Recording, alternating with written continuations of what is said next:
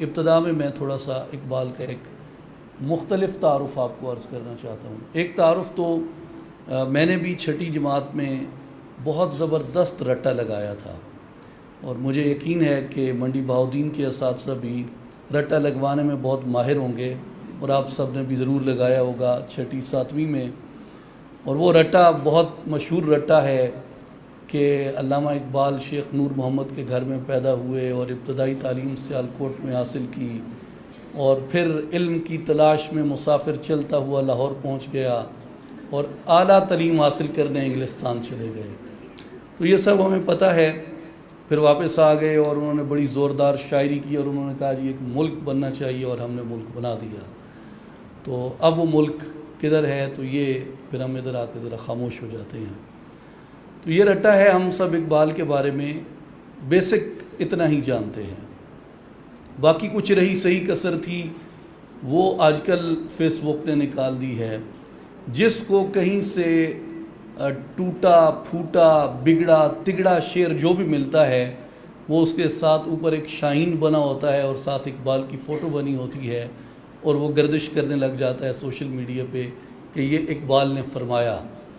تو مجھ سے کئی لوگ پوچھتے ہیں کہ جی یہ شعر اقبال کا ہے، تو میں کہتا ہوں جی یہ اقبال کا ہے، لیکن علامہ اقبال کا نہیں ہے، یہ شعر اقبال مستری کا ہے۔ اس لیے بیٹا بی کیئرفل، جب بھی آپ سوشل میڈیا پہ اقبال کا کوئی شعر دیکھیں، میرا ایکسپیرینس یہ ہے کہ 80% سوشل میڈیا پہ اقبال کے نام سے جو چیزیں سرکولیٹ ہو رہی ہیں وہ علامہ محمد اقبال کی نہیں ہیں، وہ مستری محمد اقبال کی ہیں۔ تو اس لیے آپ اس اقبال پہ بلیو کریں جو کلیات اقبال میں ہے، اس اقبال میں نہیں جو اقبال کے شاہینوں نے سوشل میڈیا پہ پھیلا رکھا ہے۔ اقبال کون ہے؟ اقبال کے بارے میں جب بھی آپ یہ جاننے کی کوشش کریں گے کہ اقبال کون ہے، تو آپ کو حیرت ہوگی کہ دنیا میں 20th سینچری کا موسٹ انفلوئنشل فلاسفر جو سب سے زیادہ اثر انداز ہوا دنیا کے ممالک کے جغرافیوں کے اوپر، اور دنیا میں انڈیپینڈنس کی موومنٹس کے اوپر، اور دنیا میں ایک دنیا کے بہت بڑے مذہب کی بہت بڑی آبادی کو جس نے فکری طور پہ بڑے مثبت وے میں متاثر کیا، جو کہ نہ صرف مشرق کے علوم کا ماہر تھا بلکہ وہ مغرب کے علوم کا بھی بہت بڑا ماہر تھا۔ اور میرے لیے، آپ کے لیے سب سے پہلا کویسچن کیا ہونا چاہیے کہ جی ہم ینگسٹرز ہیں، اقبال کو کوئی بابے بیٹھ کے پڑھیں تو پڑھیں، وہ فلسفے میں سر کھپائیں۔ میرے لیے کیا انسپریشن ہے اقبال میں؟ What kind of personality Iqbal was being a youngster? تو آپ کبھی اقبال کو ایکسپلور کریں۔ Before reaching the age of 30, Iqbal learned 8 most influential languages of the world، جن میں کئی ایسٹرن لینگویجز ہیں اور کئی ویسٹرن لینگویجز ہیں۔ اردو، پنجابی، سنسکرت، پرشین، عربک، یہ 5 ایشیائی زبانیں اقبال جانتے تھے۔ انگریزی، جرمن، اٹیلین، یہ 3 یورپین لینگویجز اقبال جانتے تھے۔ 30 برس کی عمر کو پہنچنے سے پہلے آپ مجھے سچے دل سے بتائیں، کیا آپ نے آج تک کسی ینگسٹر کے بارے میں یہ سنا ہے کہ جو 30 برس کی عمر کو پہنچنے سے پہلے دنیا کی اتنی لینگویجز اور ان کے لٹریچر کو اور ان کی فلسفی کو جانتا ہو؟ اس کے بعد اقبال اب ہسٹری کا واحد اسٹوڈنٹ ہے، یعنی اقبال کے کئی کانٹمپریریز جو ہیں وہ یو کے وغیرہ میں، یورپ میں پڑھتے رہے ہیں، جن میں گاندھی جی پڑھتے رہے ہیں، پنڈت جواہر لال نہرو پڑھتے رہے ہیں، موتی لال نہرو پڑھتے رہے ہیں، خود قائد اعظم محمد علی جناح پڑھتے رہے ہیں، اور بہت لوگ پڑھتے رہے ہیں۔ لیکن آپ کو پتہ ہے ہمارے رٹے میں بھی یہ تھا کہ اقبال 1905 سے 1908 تک اعلیٰ تعلیم حاصل کرنے انگلستان گئے، تو وہ انگلستان میں انہوں نے کیا اعلیٰ تعلیم حاصل کی؟ 3 سال 1905 سے 1908 تک کتنا عرصہ بنتا ہے؟ 3 سال. 3 برس میں اقبال نے کون کون سی ڈگریز حاصل کی؟ کیمبرج یونیورسٹی سے اقبال نے گریجویشن کی ڈگری حاصل کی. کیمبرج یونیورسٹی سے اقبال نے بیرسٹر ایٹ لاء کی ڈگری حاصل کی. اور یونیورسٹی آف ہائیڈلبرگ سے علامہ اقبال نے پی ایچ ڈی کی ڈگری حاصل کی. 3 سال کے مختصر عرصہ میں یورپ کے 3 لیڈنگ انسٹیٹیوشنز سے اقبال نے 3 بہترین ڈگریز حاصل کی. کیا کوئی اسٹوڈنٹ اس ریکارڈ کو بریک کر سکتا ہے؟ تو بینگ اے ینگسٹر میرے لیے اور آپ کے لیے اقبال بہت بڑی انسپریشن ہے کہ جس کو آپ اقبال کہتے ہیں، جس کو آپ اتنا پریز کرتے ہیں، جس کو آپ آئیڈیالائز کرتے ہیں، وہ کتنا پریکٹیکل آدمی تھا اپنی لائف میں.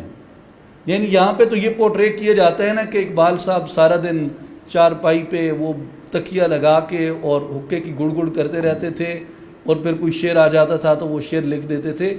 بھیا ایسی بات نہیں ہے. اقبال صاحب نے اپنا جتنا وقت صرف کیا علم میں، تعلیم میں، چیزوں کو حاصل کرنے میں، مشاہدہ کرنے میں، تو وہ ایک بہت بڑی انسپریشن ہے. دوسری چیز جو میں پہلے گفتگو میں نے بیچ میں چھوڑ دی، آپ یہ دیکھیں کہ آج 3 کنٹریز ساؤتھ ایشیا میں ایگزسٹ کرتے ہیں. اس جغرافیے کے اوپر جو جغرافیہ اقبال نے سجیسٹ کیا تھا، انڈیا، پاکستان اور بنگلہ دیش، یہ 3 جغرافیے اقبال کی آئیڈیالوجی کے ساتھ پھوٹے. کیونکہ اقبال یہ کہتے تھے کہ ہندوستان کبھی بھی ایک ملک نہیں رہا. آپ جانتے ہیں ہندوستان کبھی ایک ملک نہیں رہا. Most of the students, most of the young Muslim population in the South Asia, they don't know the reality that India never existed as an united India unless until there was an imperial power behind that. Mughal آئے تو India کو انہوں نے unite کیا، انگریز آیا تو India کو انہوں نے یونائٹ کیا، اشوکا کی اور چندر گپتا موریہ کی تلوار آئی تو انہوں نے انڈیا کو یونائٹ کیا. ادروائز نیچرلی انڈیا کب یونائٹڈ رہا ہے؟ آپ گوگل کریں، آپ کو پتہ چلے گا جب انگریز یہاں پہ تھا 563 پرنسلی سٹیٹس ایگزسٹ کرتی تھیں، جن میں 150 ریاستوں کے پاس سوورینٹی تھی، خود مختار ریاستیں تھیں تاج برطانیہ کے نیچے. تو انڈیا تو کبھی یونائٹڈ تھا ہی نہیں. سب سے بڑا فراڈ 20th سینچری کا یونائٹڈ انڈیا کا نعرہ تھا. سب سے بڑا پولیٹیکل فراڈ یونائٹڈ انڈیا کا نعرہ تھا. انڈیا آج بھی یونائٹڈ نہیں ہے. 36 علیحدگی کی تحریکیں ہندوستان کے اندر چل رہی ہیں اب بھی. تو اقبال تھے اس وقت جو یہ کہتے تھے کہ انڈیا کبھی ایک تھا ہی نہیں، اور انگریز کے چلے جانے کے بعد انڈیا کبھی ایک ہو سکتا بھی نہیں ہے. اس لیے جو یہاں مختلف آئیڈینٹیٹیز بستی ہیں، ان آئیڈینٹیٹیز کو ان کے رائٹس دیے جائیں اور ہندوستان کو تقسیم کیا جائے، جس میں اقبال نے پاکستان کا خواب دیکھا. اس کے بعد آپ آ جائیں سینٹرل ایشیا میں. سینٹرل ایشیا میں تاجکستان میں ایک پولیٹیکل پارٹی تھی جب روس کے خلاف انقلاب آ رہا تھا. اب تاجکستان کدھر ہے؟ درمیان میں افغانستان ہے، ادھر تاجکستان ہے، ادھر پاکستان ہے. تو ہمارا کوئی ڈائریکٹ ان کے ساتھ بارڈر بھی نہیں لگتا تاجکستان کے ساتھ. لیکن تاجکستان کی پولیٹیکل پارٹیز اپنا ریولوشنری اینتھم جو تھا، ان کا جو ترانہ تھا انقلابی، وہ اقبال کی پوئم تھی، اے غنچۂ خوابیدہ چون نرگس نہ گراں خیز، کاشانہ ما رفت بتاراج غماں خیز، از گرمی ہنگامہ آتش نفساں خیز، از خواب گراں خواب گراں خواب گراں خیز، از خواب گراں خیز. فریاد ز افرنگ و شیرینی افرنگ، عالم ہمہ ویرانہ ز پرویزی افرنگ، معمار حرم باز با تعمیر جہاں خیز، از خواب گراں خواب گراں خواب گراں خیز. کہ اے سوئے ہوئے گہری نیند سے اٹھ، گہری نیند سے اٹھ، گہری نیند سے اٹھ. اے حرم کو تعمیر کرنے والے، دوبارہ حرم کے دفاع کے لیے اٹھ، گہری نیند سے اٹھ، گہری نیند سے اٹھ. تو کہاں تاجکستان، کہاں پاکستان؟ تو آپ دیکھیں اقبال کا انفلوئنس تھا کتنا بڑا اس پہ.